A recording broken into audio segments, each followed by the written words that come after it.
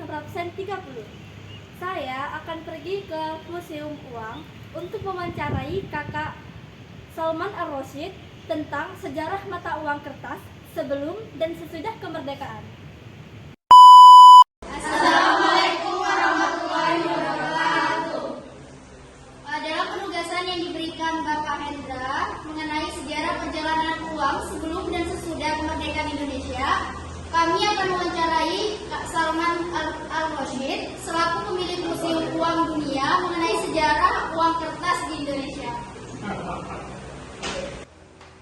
Oke, dalam penugasan yang diberikan oleh Bapak Hendratno mengenai sejarah perjalanan uang kertas sebelum dan setelah kemerdekaan Indonesia. Di sini kakak akan menjelaskan dahulu kedatangan Jepang dan yang adalah East Indies atau Indonesia. Jepang datang ke Indonesia melalui Tarakan, Kalimantan Timur pada tanggal 11 Januari 1942. Melalui Tarakan, Maluku, Sulawesi, Jawa, Sumatera, dan wilayah lain sebagainya itu, dan berhasil menduduki seluruh wilayah itu pada tanggal 8 Maret 1942. Melalui perjanjian Kalijati, Belanda menyerah dan takluk, sehingga Belanda mengungsi ke Australia dengan bantuan sekutu yaitu Amerika Serikat. Dengan datangnya Jepang ke Indonesia, tahun 1942 Jepang mencetak beberapa pecahan mata uang kertas. Namun masih menggunakan inskripsi berbahasa Belanda dan mata uangnya Belanda. Mungkin bisa lebih dekat. Mereka masih menampilkan inskripsi Da Japase Regering, artinya pemerintahan Jepang menggunakan bahasa Belanda. Dan mereka menggunakan mata uang Belanda yaitu sen dan gulden, yaitu yang memiliki mata uang Belanda. Mereka mencetak beberapa pecahan 1 sen, 5 sen, 10 sen, setengah rupiah, 1 rupiah atau 1 gulden ya, 5 gulden dan 10 gulden. Seluruhnya inskripsinya ada Japase Regering atau pemerintahan Jepang dalam menggunakan bahasa Belanda. Contoh mata uangnya misalnya saya tunjukkan seperti ini. Ini adalah contoh mata uangnya yang dicetak menggunakan bahasa Belanda 1942. Kemudian 1943 atau setahun setelah dicetaknya mata uang ini, mereka atau pihak kolonial Jepang mencetak mata uang versi terbaru dengan menampilkan inskripsinya dirubah dari berbahasa Belanda dirubah menjadi berbahasa Jepang. Yang mereka menampilkan inskripsi Dai Nippon Teikoku Seibu, artinya Kaisaran Jepang yang hebat. Ini dicetak 1943 dengan menampilkan mata uang rupiah untuk pertama kali. Jadi mata uang kita pertama kali untuk mata uang kertas dicantumkan pertama kali 1943. Sebagai apa Kak? Sebagai siasat Jepang agar percaya bahwasanya Jepang ingin membebaskan Netherlands, East Indies dari tangan Belanda atau dari tangan jajahan Eropa. Pecahannya ada beberapa. Pecahan 1.000 rupiah, pecahan 100 rupiah, pecahan 10 rupiah, pecahan 5 rupiah, pecahan 1 rupiah, dan pecahan setengah rupiah. Contoh mata uangnya bisa kakak tunjukkan yang dua versi di atas ini. Ini adalah contoh mata uang yang dicetak 1943 dengan menampilkan untuk pertama kalinya mata uang rupiah di mata uang kertas kita sebagai siasat Jepang. Di tahun yang sama, kali kakak sudah jelaskan bahwasanya Belanda mengungsi ke Australia dengan bantuan Amerika Serikat. Di Amerika Serikat Belanda membuat suatu organisasi bernama Netherlands Indies Civil Administration atau NICA. Mereka mencetak beberapa pecahan mata uang untuk uang kertas dan mata uang koin. Uang kertas mereka tujuannya apa? Agar mereka masih yakin bahwasanya Indonesia atau Netherlands Indies itu bisa diduduki kembali. Walaupun Indonesia ketika itu sudah dipegang Jepang, mereka yakin bahwasanya mereka masih bisa merebut kembali wilayah Indonesia. Mereka mencetak beberapa pecahan. Ini contoh dari pecahan 1 rupiah, 2,5 rupiah, atau 1 gulden, 2,5 gulden, 5 gulden. Pecahan yang terbesar adalah 500 gulden. Dan Nica tahun 43 ini juga menampilkan kata rupiah untuk pertama kali dalam mata uang kertas. Ini ada kata rupiah. Untuk apa Kak? Karena pada tahun 43 ini ada dua mata uang yang dicetak bersama-sama, yaitu rupiah dari Jepang dan rupiah dari Nica. Jadi dua mata uang ini saling bersaing untuk mendapatkan pasar perhatian masyarakat Indonesia. Sehingga kata rupiah juga dicantumkan oleh Jepang dan dicantumkan oleh Nica dari Indonesia. Dan mata uang ini, mata uang Nica, ini disebut dengan mata uang merah oleh masyarakat. Kenapa? Karena mata uang ini itu disebut oleh masyarakat kita sebagai mata uang yang ilegal. Jadi mata uang yang ilegal dan tidak berhak sebenarnya untuk beredar di wilayah Indonesia. Kemudian setelah Jepang datang ke Indonesia, kakak sudah ceritakan tadi, ada 3 kejadian besar.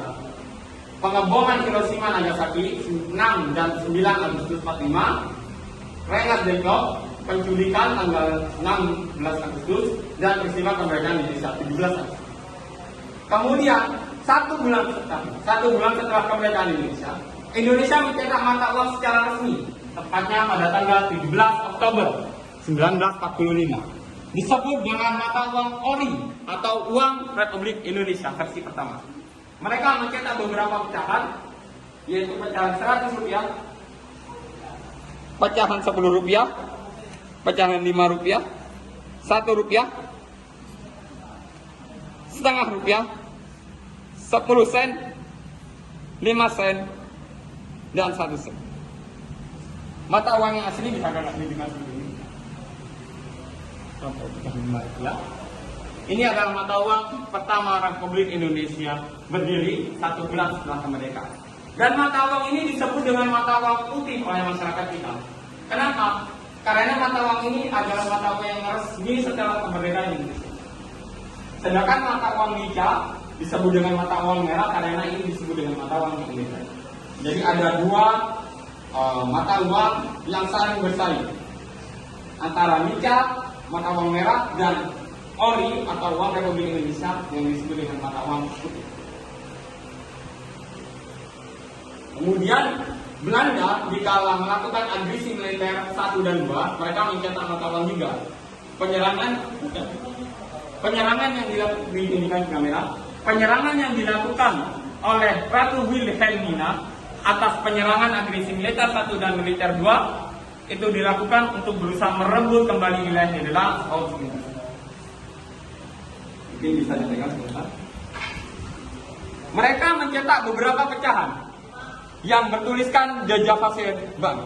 Pecahan 1000 gulden, 500 gulden, 100 gulden, 50 gulden, 25, dan 10 gulden. Yang tadi sudah kakak jelaskan seluruhnya, itu mata uang dari The Java Green sampai dengan The Java Bank, itu seluruhnya totalnya ada 6 mata uang. Dan mata uang itu tidak berganti digunakan, namun secara bersama-sama digunakan. Sehingga menyebabkan hiperinflasi mata uang. Jadi mata uang kertas yang beredar di wilayah kita itu sangat banyak. Sehingga setelah kemerdekaan Indonesia, tepatnya pada tanggal 18 Maret 1950, Syarifuddin Prawira Negara, Menteri Keuangan kita, menerapkan kebijakan namanya Gunting Syarifuddin. Dicetuskan 18 Maret, diterapkan 19 Maret. Yang kebijakan tersebut menerapkan kebijakan untuk memotong mata uang ilegal. Contoh ini, mata uang di Java Bank yang dicetak agresi militer 1, mereka memotong mata uang ini menjadi 2 bagian. Bisa ditunjukkan contohnya, ya. Mereka memotong mata uang ini menjadi 2 bagian. Untuk apa, Kak? Sisi kanan ini wajib ditukarkan untuk surat obligasi. Surat obligasi itu surat hutang. Seakan-akan Indonesia meminjam uang kita. Sedangkan sisi kiri bisa dipertukarkan atau dijual beli transaksi. Namun dua lembar mata uang ini sama-sama memiliki nilai setengah. Kalau 1000 gulden, nilai setengahnya berapa? 500 gulden. Jadi sisi kiri memiliki nilai 500 gulden, sisi kanan memiliki nilai 500 gulden. Sisi kanan wajib disetorkan ke negara untuk ditukar surat utangnya negara. Sedangkan sisi kiri kita bisa mempergunakan sebagai alat pembayaran. Ini adalah trik dari Syarifuddin Prawilan Negara, menteri kita, untuk memangkas jumlah mata uang yang beredar sangat banyak itu. Terima kasih. Dan kebijakan yang tadi kakak jelaskan, dalam hal memotong, itu mata uangnya wajib ditukarkan dua-duanya ke bank. Untuk apa kak? Ditukarkan dengan mata uang yang baru. Jadi ditukarkan dengan mata uang yang resmi. Mereka mencetak beberapa pecahan yang resmi, setengah gulden, 1 gulden, dan 2,5 gulden. Contoh mata uang yang 1 gulden, saya akan tunjukkan seperti ini. Jadi mata uang yang kita robek atau disebut dengan kebijakan centering, ini wajib ditukar dengan 3 pecahan mata uang. Dan batas waktu penukaran tanggal 16 April 1950. Kalau di atas 16 April, mata uang itu hangus dan tidak bisa ditukarkan atau diperjualbelikan. Itu adalah kebijakan yang sangat mendunia ketika itu. Syarifuddin Prawilan Negara berpendapat bahwasanya kebijakan centering atau pemotongan itu pemerintah bisa mendapatkan dana devisa itu 1 miliar gulden. Namun setelah kebijakan itu diterapkan, mereka mendapatkan 2,65 miliar. Untuk apakah? Pembayaran hutang kolonial ke Indonesia. Jadi syarat dalam sidang KMDB Den Haag itu menyatakan kalau Indonesia mau merdeka, mereka harus rela menerima hutang kolonial ke Indonesia. Sehingga dalam memberantas atau membayar hutang, kebijakan Syarifuddin itu diterapkan. Dalam persidangan Den Haag tersebut, Indonesia sempat berubah bentuk negara. Karena Ratu Wilhelmina mencetuskan bahwasanya Indonesia harus berbentuk liberal dengan berbentuk Republik Indonesia Serikat atau RIS yang dicetuskan 27 Desember 1949. Mereka membuat negara RIS 1 Januari 1950 dengan mencetak 2 mata uang, pecahan Rp5 dan Rp10. Namun mata uang ini tidak dipergunakan secara lama, tepatnya 1 hingga 2 tahun saja, sehingga pada akhir tahun 1950 RIS dibubarkan. Dalam masa pembubaran RIS, Indonesia sempat mengalami ketegangan ekonomi karena uang yang tadi kakak jelaskan, yang uang ori ini Indonesia pertama kali mencetak, itu tidak tersebar secara merata. Jadi ada beberapa wilayah seperti Maluku, Bangka Belitung, kemudian Lampung, Banten itu tidak dapat pecahan uang tersebut. Sehingga pemerintah daerah meminta kebijakan kepada pemerintah pusat untuk diizinkan mencetak mata uang sendiri. Mereka mencetak mata uang yang disebut dengan mata uang orida atau uang Republik Indonesia daerah, yang dicetak di setiap daerah dan hanya bisa digunakan di setiap daerah. Ini contoh mata uang Banten. Ini contoh mata uang Sumatera. Dan ini contoh mata uang. Ini disebut dengan mata uang orida atau mata uang Republik Indonesia daerah, yang digunakan 1946 sampai 1949. Setelah Indonesia bubar dari RIS kembali ke Republik Indonesia, mereka mencetak mata uangnya lagi dengan sebutan uang Republik Indonesia. Sejak saat itu Indonesia mencetak mata uangnya sendiri atas nama Republik Indonesia, yang sekarang kita kenal dengan sebutan NKRI, Negara Kesatuan Republik Indonesia. Itu adalah perjalanan panjang dari sejarah penggunaan uang kertas sebelum dan setelah kemerdekaan Indonesia. Bagi saya, selembar uang kertas dapat menceritakan perjalanan hidup bangsa. Sejarah uang adalah sejarah suatu bangsa. Tanpa adanya uang, kita tidak akan mengenal bangsa kita.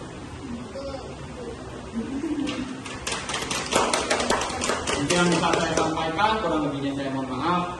Assalamualaikum warahmatullahi wabarakatuh.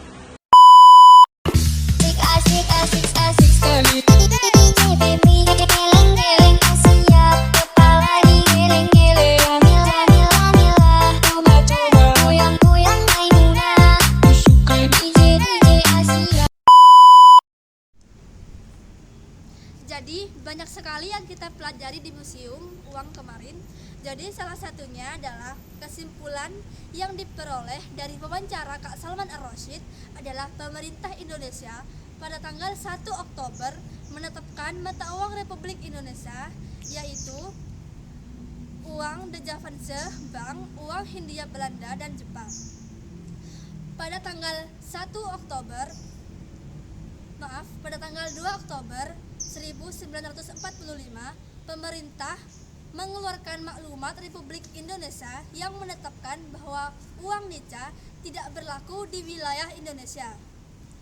Pada tanggal 3 Oktober 1945, mata uang maklumat Indonesia Republik Indonesia menetapkan bahwa memiliki 4 mata uang yang sah.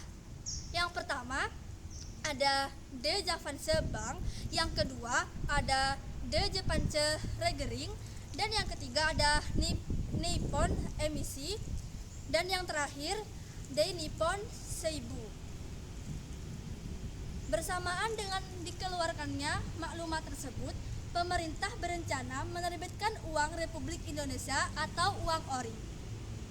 Setelah kemerdekaan Indonesia, tepatnya pada tanggal 18 Maret 1950, Menteri Keuangan Syarifuddin Prawira Negara menerapkan kebijakan Gunting Syarifuddin.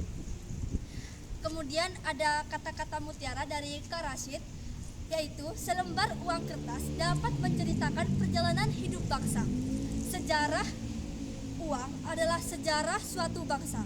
Tanpa adanya uang, kita tidak bisa mengenang suatu negara. Sekian kesimpulan yang bisa saya sampaikan. Terima kasih.